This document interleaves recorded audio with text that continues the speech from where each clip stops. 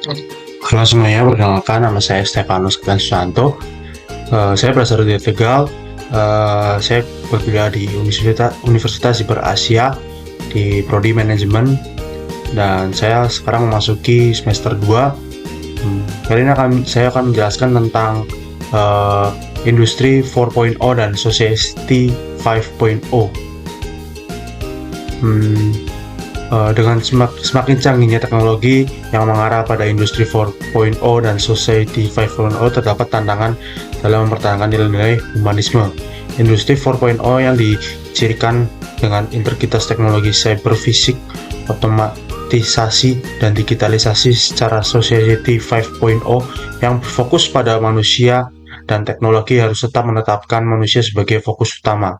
Estetika humanisme menjadi penting untuk menjaga keseimbangan antara kemajuan teknologi dan kebutuhan manusia. Yang kita tahu sendiri bahwa di dunia ini sekarang dimudahkan dengan namanya AI atau Artificial Intelligence atau kecerdasan buatan manusia yang mungkin bisa dibilang itu bisa lebih cerdas dari manusia-manusia normal pada umumnya. Karena pada dasarnya AI sendiri adalah mencari sumber-sumbernya itu secara berakar dan berkembang. Berbeda dengan manusia yang hanya fokus pada satu tujuan untuk mencapai tujuan tersebut. Oke, selanjutnya adalah definisi dari industri 4.0 dan society 5.0. Industri 4.0 merupakan era evolusi industri keempat yang ditandai dengan integrasi teknologi siberfisik, otomatisasi, dan digitalisasi dalam proses produksi. Hal ini memungkinkan peningkatan efisiensi, fleksibilitas, dan kecepatan dalam industri. Ya, yang kita tahu sendiri tentang ChatGPT, di mana kita bisa mencari semua sumber referensi, mencari semua sumber makalah, mencari semua sumber jawaban yang mungkin kita pertanyakan lebih canggih daripada Google. Dan Google pun tidak mau kalah. Google mengeluarkan yaitu Gemini, di mana juga itulah chat AI yang bisa kita gunakan dalam sehari-hari, kehidupan sehari-hari, membantu kita dalam mengerjakan tugas dan juga memecahkan masalah. Society 5.0 adalah konsep masyarakat yang berfokus pada manusia, di mana teknologi seperti kecerdasan buatan, robotika, dan Internet of Things diintegrasikan untuk meningkatkan kualitas hidup manusia. Tujuannya adalah menciptakan masyarakat yang seimbang antara kemajuan ekonomi dan penyelesaian masalah sosial. Ya, jadi industri 4.0 dan society 5.0 itu secara tidak langsung adalah berkesinambungan, di mana 4.0 adalah lebih ke simplifikasi dan 5.0 adalah di mana kita membuat adalah kemajuan teknologi itu seimbang dengan kemajuan manusia. Tantangan estetika dalam industri 4.0. Yang pertama adalah dehumanisasi. Dengan semakin banyaknya proses otomatisasi dan digitalisasi, ada resiko terkikisnya nilai-nilai kemanusiaan seperti empati, kreativitas, dan interaksi sosial. Yang kita tahu sendiri, semua sebagai digital. Kita tahu sendiri semua orang di dunia ini pasti punya media sosial, bahkan anak kecil pun sudah punya media sosial, sudah dipegangin HP, sudah ditontonkan YouTube. Berbeda dengan tahun dulu, di mana anak-anak bermain dengan anak-anak, pulang sore, terus belajar gitu, belajar masih menggunakan buku. Sekarang semua dipermudah dengan adanya Google ataupun AI lainnya. Dan ini mungkin bisa juga merusak tentang ideologi mereka masing-masing ya, apalagi di anak-anak remaja sekarang yang mungkin tidak bisa dikeras ataupun ditentang. Berbeda dengan anak dulu yang mungkin harus dikeras dan ditentang oleh orang tuanya. Yang kedua adalah privasi dan keamanan data. Kemajuan teknologi digital menimbulkan tantangan dalam menjaga privasi dan keamanan data pribadi. Semakin banyaknya AI, mungkin banyak juga hacker-hacker di sana yang menggunakan website AI tersebut untuk mencari korban-korban dan terus mengambil data kita, layaknya mungkin KTP, terus juga nomor kartu kredit, dan lain-lain sebagainya. Dan itu tanpa kita sadari, itu membuat kita tiba-tiba kebocoran data, dan itu sangat berakibat fatal bagi kita dan juga bagi pengguna-pengguna AI lainnya, pengguna-pengguna sosial media juga. Yang ketiga adalah inequalitas sosial. Industri 4.0 dapat memicu kesenjangan antara mereka yang dapat mengakses dan manfaat teknologi dengan mereka yang tidak memiliki akses atau kemampuan. Kita lihat sendiri perbedaan antara orang tua dengan anak-anak milenial, Gen Z, dan lainnya. Kita tahu sendiri, contohnya kita ketika kita ke bank ya, salah satu bank ternama di Indonesia yaitu BCA, di mana saya mengalami sendiri bahwa ketika saya bertransaksi di BCA, sekarang semuanya tidak menggunakan slip, sekarang menggunakan kayak aplikasi gitu untuk menggunakan namanya e-branch. Jadi hanya perlu ketik-ketik saja, misal untuk transaksi kayak saya mau setoran gitu, setoran tunai ke rekening saya, yang dunia kita harus nulis tangan, kita harus nulis terbilang, sekarang kita hanya perlu ngetik-ngetik saja, itu aja bisa dilakukan dari rumah, dan kita bisa reservasi sehingga kita ketika datang langsung dilayanin. Itu sangat membantu sekali bagi kita ya, generasi milenial dan Gen Z yang pengen kemudahan dengan cepat. Dan mungkin pada waktu itu saya melihat ada orang tua yang mungkin kesusahan, walaupun orang tua tersebut punya gadget ya Android, cuma kan mereka pada kesusahan, mereka menggunakan paling hanya sekitar just informasi aja kayak menggunakan WhatsApp ataupun mungkin sosial media yang ringan seperti Facebook ataupun Instagram. Ini memang menimbulkan kesenjangan bagi mereka-mereka, beliau-beliau yang sudah berumur. Yang keempat adalah etika teknologi. Pengembangan teknologi yang pesat menuntut kejelasan mengenai etika dan nilai-nilai yang harus ditetapkan seperti keadilan, transparansi, dan akuntabilitas. Kita tahu sendiri ya, etika teknologi itu dari haters gitu ya, ketika ada yang salah gitu atau mungkin public figure yang salah, yang haters yang menghujat gitu. Ini juga tantangan estetika dalam industri 4.0. Peran humanisme dalam industri 4.0 dan society 5.0. Menempatkan manusia sebagai fokus. Dalam industri 4.0 dan society 5.0, humanisme berperan untuk memastikan bahwa teknologi dikembangkan dan dimanfaatkan untuk meningkatkan kualitas hidup manusia, bukan sebaliknya ya. Jadi industri 4.0 dan 5.0 sebenarnya dikembangkan itu bukan untuk membuat manusia tambah lebih bodoh, tapi sebenarnya mengembangkan manusia, maksudnya membantu manusia untuk lebih kembang dan lebih bertumbuh gitu. Tapi yang kita tahu, kesadaran bahwa dalam industri 4.0 dan society 5.0 kita melihat bahwa banyak mungkin orang itu kurang beretika dalam bersosial media dan menggunakan internet juga. Yang kedua adalah menjaga nilai-nilai etika dan moral.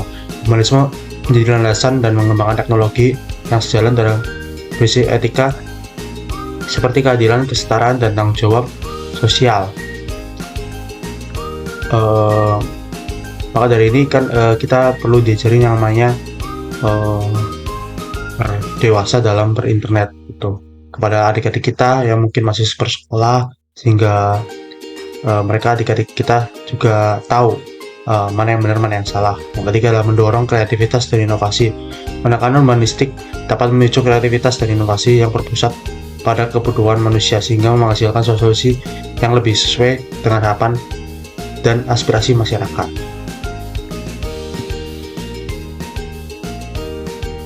Integrasi estetika dan teknologi, contoh kasus desain rumah pintar. Integrasi estetika humanis dalam industri 4.0 dapat dilihat pada desain rumah pintar smart home yang menggabungkan teknologi dengan sentuhan estetika dan kenyamanan bagi penghuninya. Ini adalah contoh kasus dari estetika dan teknologi ya. Smart home kita bisa tahu sendiri tentang smart door lock ya, yang dimana kita bisa membuka kunci dan menutup kunci dengan hanya sidik jari kita. Kita bisa menyalakan TV, menyalakan lampu dengan hanya voice note saja. Terus juga antarmuka pengguna berpusat pada manusia. Pengembangan antarmuka pengguna user interface yang berfokus pada pengalaman manusia dengan mempertimbangkan aspek estetika, ergonomi, dan kemudahan pengguna dapat meningkatkan interaksi manusia mesin. Jadi adalah antarmuka pengguna berpusat pada manusia adalah ketika kita user interface gitu. Desain industri dengan pendekatan humanistik. Produk-produk industri yang dirancang dengan pendekatan humanistik memandukan fungsi keandalan dan estetika dapat meningkatkan kepuasan pengguna dan memperkuat ikatan emosional antara manusia dan teknologi. Ya, itulah integrasi estetika dan teknologi contoh kasusnya.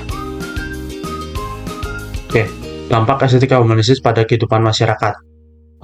Meningkatnya kualitas hidup, penataan estetika humanistis dalam teknologi dan produk dapat meningkatkan kenyamanan, keamanan, dan kepuasan pengguna sehingga meningkatkan kualitas hidup masyarakat. Dalam ini mungkin kita bisa tahu smart home ya, kita bisa mungkin lihat CCTV dari HP kita di luar kota gitu, sehingga kita tidak perlu mengecek lewat komputer di rumah gitu. Kita juga bisa lihat di rumah apakah ada korsleting listrik atau enggak gitu. Kita juga bisa menghidupkan rumah dari HP gitu. Memperkuat interaksi sosial, teknologi dapat dirancang dengan menggunakan humanistik dapat mendorong interaksi sosial lebih bermakna, mengurangi rasa terasingan dan memperkuat ikatan sosial dalam masyarakat. Kita tahu sendiri mungkin banyak aplikasi-aplikasi online ya yang membuat kita itu lebih bisa mendapatkan teman baru, relasi baru, tapi sayangnya banyak mungkin kita itu salah paham sehingga menyalahgunakan aplikasi-aplikasi, bahkan website yang mempertemukan kita dengan relasi baru gitu. Mendorong inklusivitas, estetika humanisme dalam desain produk dan layanan dapat memastikan akredibilitas bagi semua kalangan masyarakat, termasuk mereka yang memiliki kebutuhan khusus sehingga meningkatkan inklusi sosial. Ya, itu sangat membantu sekali dalam kehidupan masyarakat. Oke, etika dan nilai-nilai humanisme dalam industri 4.0. Inilah yang ditetapkan sehingga kita dapat memajukan industri 4.0 dan society 5.0. Keadilan, memastikan pemerataan akses dan manfaat teknologi bagi seluruh lapisan masyarakat tanpa diskriminasi. Ini sendiri yang menjadi tujuan dari negara Indonesia, yaitu kesemerataan dari Sabang hingga Merauke sehingga pembangunan Indonesia menjadi lebih maju, yaitu tentang teknologi dan juga internet. Terus transparansi, mengembangkan teknologi dengan prinsip transparansi sehingga dapat dipertanggungjawabkan dan dipercaya oleh masyarakat. Jadi dalam transparansi ini mungkin ini sebenarnya lebih ke visinya Jokowi sendiri sehingga kita bisa menjadi Indonesia yang lebih maju dan juga tidak ketinggalan dengan negara-negara lain dan menjadi negara yang super power gitu. Martabat manusia, menjunjung tinggi martabat manusia dan memastikan bahwa teknologi tidak digunakan untuk mengeksploitasi ataupun mendiskreditkan manusia. Mungkin ini yang sangat disayangkan ya. Kadang banyak warga kita yang mungkin menggunakan teknologi untuk tindak kejahatan, tapi kita harus kembangkan ke hati-hati kita bahwa teknologi ini digunakan untuk membantu manusia untuk saling maju. Yuk kita maju bareng, bukan untuk menjatuhkan sama manusia. Jadi teknologi dibuat untuk saling membantu kita untuk maju gitu. Keberlanjutan, mengembangkan teknologi yang ramah lingkungan dan mendukung keberlanjutan kehidupan di masa depan. Itulah adalah nilai-nilai dari estetika humanisme dalam industri 4.0. Desain produk dan layanan yang mengedepankan estetika humanisme adalah pemahaman pengguna, mendalami kebutuhan preferensi dan pengalaman pengguna sebagai dasar dan merancang produk dan layanan. Yang kedua adalah integrasi estetika, menggabungkan aspek estetika dan desain visual, ergonomi dan nuansa emosional untuk meningkatkan pengalaman pengguna. Yang ketiga adalah fokus pada manusia, menempatkan manusia sebagai pusat dan pengembangan produk dan layanan, bukan teknologi itu sendiri. Inilah produk dan layanan mengembangkan estetika humanisme sehingga bahwa teknologi ataupun AI lainnya itu dibuat untuk membantu manusia untuk membuat manusia lebih maju, bukan manusia yang dibikin lebih rendah daripada teknologi. Pengembangan sumber daya manusia yang selaras dengan estetika humanisme adalah mungkin soft skill, kreativitas, empati, dan komunikasi. Hard skill-nya literasi digital, pemecahan masalah, pengambilan keputusan. Pengembangan sumber daya manusia yang selaras dengan estetika humanisme harus menekan dan peningkatan kompetensi yang mencakup tidak hanya hard skill tapi juga soft skill. Hal ini memastikan bahwa tenaga kerja yang beradaptasi dengan dinamika industri 4.0 dan society 5.0 sambil tetap menjunjung tinggi nilai kemanusiaan. Kesimpulan dan rekomendasi. Kesimpulan, estetika humanisme memegang peran penting dalam industri 4.0 dan society 5.0 untuk menjaga keseimbangan antara kemajuan teknologi dan kebutuhan manusia. Integritas estetika dan teknologi dapat menghasilkan solusi yang lebih manusiawi, inklusif, dan berkelanjutan. Rekomendasi yang pertama, memperkuat pendidikan dan pelatihan yang menekan pada pengembangan kompetensi soft skill dan humanisme, mendorong inovasi teknologi yang berpusat pada manusia dan mempertimbangkan aspek estetika dan estetika, membuat kebijakan dan regulasi yang melindungi hak-hak manusia dan menjamin inklusi sosial dalam era industri 4.0 dan 5.0. Oke, kita tahu sendiri mungkin di era digitalisasi sekarang, mungkin era globalisasi ya, semua dimudahkan dengan yang namanya teknologi dan juga internet. Tapi dengan estetika humanisme, kita mampu bahwa kita yang membuat teknologi tersebut dibuat untuk membantu kita, bukan kita yang diperbudak oleh teknologi. Maka dari itu kita harus bijak dalam menyikapi di industri 4.0 dan society 5.0. Baik, itu saja dari saya. Saya Stefanus. Terima kasih, sampai jumpa kembali.